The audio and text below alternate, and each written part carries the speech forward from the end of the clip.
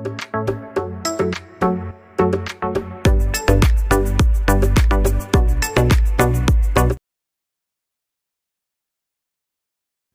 Morning, ഏവർക്കും study Nifty മലയാളത്തിൻ്റെ daily market ന്യൂസിലേക്ക് സ്വാഗതം.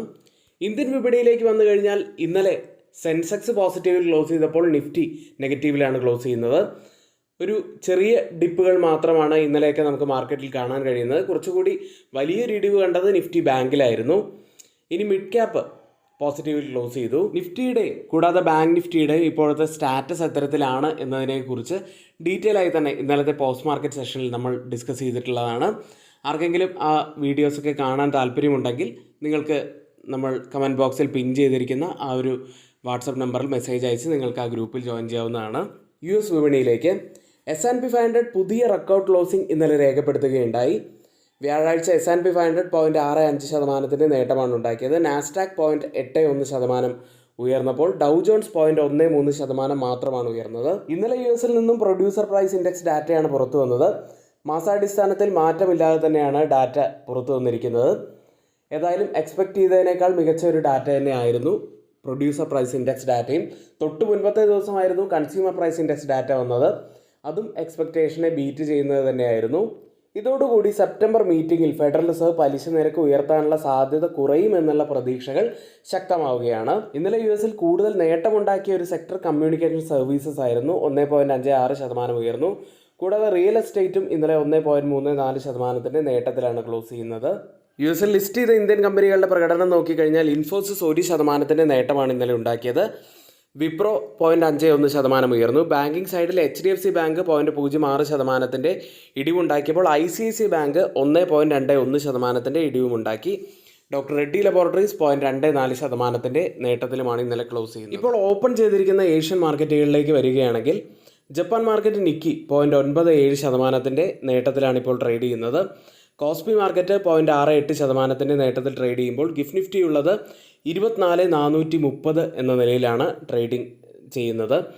ഇപ്പോൾ സമയം 6 മണി കഴിഞ്ഞ് 50 മിനിറ്റാണ്. ഇപ്പോഴത്തെ ഈ ഒരു നില വെച്ച് നിഫ്റ്റിയിൽ ഏകദേശം 35 പോയിൻറ്റ്സിൻ്റെയൊക്കെ ഒരു ഗ്യാപ് ഡൗൺ ഓപ്പണിങ്ങിനാണ് സാധ്യത കാണുന്നത്. അടുത്തതായി വളരെ പോസിറ്റീവായിട്ടുള്ളൊരു വാർത്തയാണ്.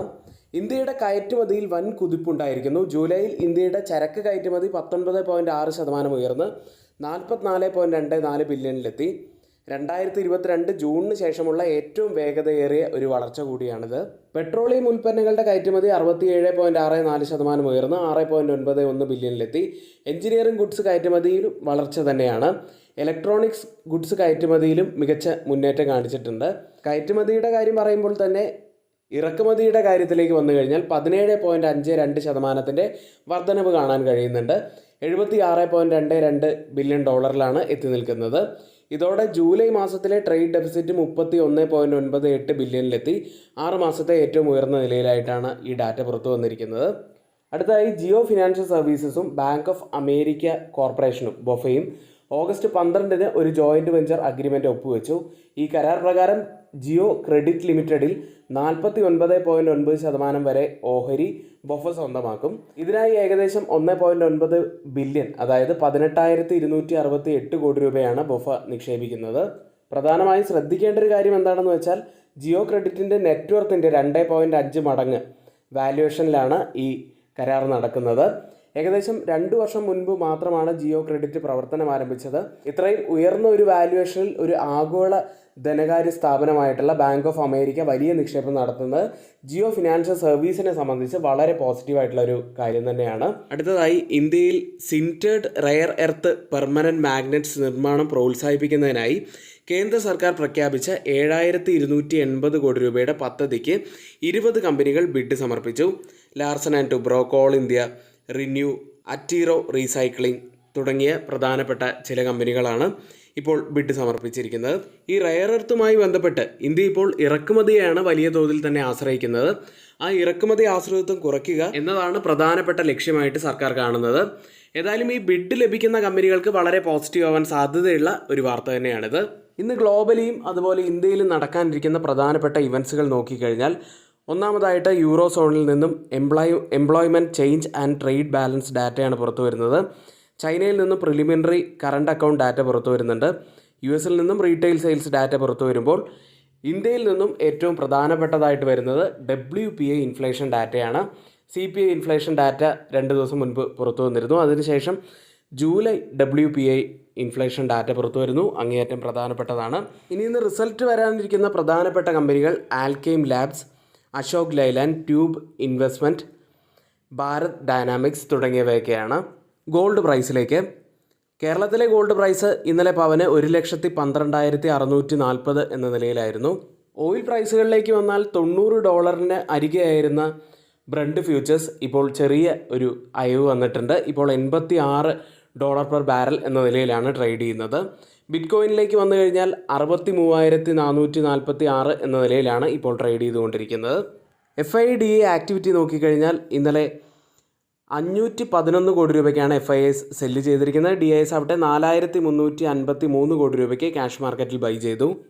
ഇന്നത്തെ പ്രധാനപ്പെട്ട ചില സ്റ്റോക്ക് ന്യൂസുകളിലേക്ക്. ആദ്യം GMR എയർപോർട്ട്സ് എന്ന കമ്പനി വിമാനത്താവളങ്ങളുടെ സ്വകാര്യവൽക്കരണത്തിൽ വാല്യുവേഷൻ ആകർഷകമാണെങ്കിൽ മാത്രമേ ബിഡ് ചെയ്യുകയുള്ളൂ എന്നും നഷ്ടമുണ്ടാക്കുന്ന പ്രൊജക്റ്റുകൾ ഒഴിവാക്കുമെന്നും മാനേജ്മെൻറ്റ് വ്യക്തമാക്കി. നടപ്പ് സാമ്പത്തിക വർഷത്തിൻ്റെ ആദ്യ പകുതിയിൽ വ്യോമഗതാഗത ഡിമാൻഡ് മന്ദഗതിയിലായിരിക്കുമെന്നും എന്നാൽ രണ്ടാം പകുതിയിൽ ശക്തമായിട്ടുള്ള ഒരു തിരിച്ചുവരവ് പ്രതീക്ഷിക്കുന്നുണ്ട് എന്നും കമ്പനി അറിയിച്ചു. അടുത്ത അപ്പോളോ ഹോസ്പിറ്റൽസ് എന്ന കമ്പനിയാണ്. ഹോസ്പിറ്റൽ ബിസിനസ്സിൽ 20% വളർച്ച കൈവരിക്കാനുള്ള പാതയിലാണ് അപ്പോളോ ഹോസ്പിറ്റൽസ്. നിലവിലുള്ള ആശുപത്രികളിൽ നിന്ന് ഈ സാമ്പത്തിക വർഷം 13 മുതൽ 14% വരുമാന വളർച്ചയാണ് പ്രതീക്ഷിക്കുന്നത്. പ്രധാനമായും കമ്പനിയുടെ സ്വന്തം ഫണ്ട് ഉപയോഗിച്ച്, അതായത് ഇൻറ്റേർണൽ അക്രൂവൽസ് 2031 കിടക്കകളുടെ എണ്ണം 14,100 ഉയർത്താൻ പദ്ധതിയിടുന്നു. കൂടാതെ പ്രതിവർഷം 5% നിരക്ക് വർധനവും കമ്പനി ലക്ഷ്യമിടുന്നുണ്ട്. മറ്റൊരു കമ്പനി IRCTC ആണ്. ടൂറിസം മേഖലയിലെ വരുമാനം 745 കോടി രൂപയിൽ നിന്ന് 890 കോടി രൂപയായി ഉയർത്തിയതോടെ ഈ മുന്നേറ്റം തുടരുമെന്ന് കമ്പനി പ്രതീക്ഷിക്കുന്നു. അടുത്ത വർഷം ഈ വിഭാഗത്തിൽ നിന്ന് 1000 കോടി രൂപയിലധികം വരുമാനം നേടുമെന്നാണ് കമ്പനി ലക്ഷ്യമിടുന്നത്. മിനിറ്റിൽ 1 ലക്ഷത്തിലധികം ടിക്കറ്റുകൾ കൈകാര്യം ചെയ്യാൻ സാധിക്കുന്ന രീതിയിൽ ടിക്കറ്റിംഗ് പ്ലാറ്റ്ഫോം മെച്ചപ്പെടുത്താനാണ് കമ്പനി ഉദ്ദേശിക്കുന്നത്. കൂടാതെ iPay പേയ്മെൻറ്റ് അഗ്രിഗേറ്റർ ബിസിനസ്സിലേക്കുള്ള റിസർവ് ബാങ്കിൻ്റെ അംഗീകാരത്തിനായി കാത്തിരിക്കുകയാണ്. അടുത്ത പേജ് ഇൻഡസ്ട്രീസ് എന്ന കമ്പനിയാണ്. ജോക്കി, സ്പീഡോ എന്നീ ബ്രാൻഡുകളുടെ ലൈസൻസിയായ കമ്പനി മെയ് മാസത്തിൽ നടപ്പിലാക്കിയ വില വർധനവ് രണ്ടാം പാദത്തിലെ Q2 വരുമാന വളർച്ചയ്ക്ക് കരുത്തേകും എന്ന് പ്രതീക്ഷിക്കുന്നു. സാമ്പത്തിക വർഷത്തെ എബിറ്റഡ മാർജിൻ 19 മുതൽ 21% ആയിരിക്കുമെന്നാണ് മുൻ പ്രവചനമായിട്ട് കമ്പനിയുടേതായിട്ടുണ്ടായിരുന്നത്. അത് കമ്പനി നിലനിർത്തുകയാണ് ചെയ്തത്. വിൽപ്പനയിൽ, അതായത് വോളിയം ഗ്രോത്തിൽ ഇരട്ട വളർച്ച നേടാനാണ് കമ്പനി ലക്ഷ്യമിടുന്നത്. മറ്റൊരു കമ്പനി RVNL ആണ്. വരും പാദത്തിൽ പ്രൊജക്റ്റുകളുടെ നിർമ്മാണ പ്രവർത്തനങ്ങൾ വേഗത്തിലാക്കുമെന്നാണ് കമ്പനി പ്രതീക്ഷിക്കുന്നത്. ഫിനാൻഷ്യൽ ഇയർ 2027 വരുമാനത്തിലും ലാഭത്തിലും 15% വളർച്ച കമ്പനി ലക്ഷ്യമിടുന്നുണ്ട്. ഇതൊക്കെയാണ് ഇന്നത്തെ പ്രധാനപ്പെട്ട കുറച്ച് വാർത്തകളായിട്ട് നമുക്ക് പറയാനുള്ളത്. ഇന്നിവിടെ പറഞ്ഞിട്ടുള്ള എല്ലാ കാര്യങ്ങളും ഏറ്റവും ഓതറൈസ്ഡ് ആയിട്ടുള്ള സൈറ്റുകളായിട്ടുള്ള money control, Mint, Reuters, CNBC, financial express തുടങ്ങിയ മാധ്യമങ്ങളിൽ നിന്നാണ് നമ്മൾ എടുത്തിരിക്കുന്നത്. മറ്റുള്ളവയെല്ലാം നമ്മുടെ വ്യൂസ് മാത്രമാണ്, ഒരിക്കലും റെക്കമെൻഡേഷൻ അല്ല. നിങ്ങളുടെ എഡ്യൂക്കേഷൻ പർപ്പസിന് വേണ്ടി മാത്രമാണ് ഷെയർ ചെയ്യുന്നത്. എങ്കിൽ ഇന്നത്തെ ഈ വീഡിയോ ഇവിടെ പൂർത്തിയാവുന്നു. ഏവർക്കും നന്ദി.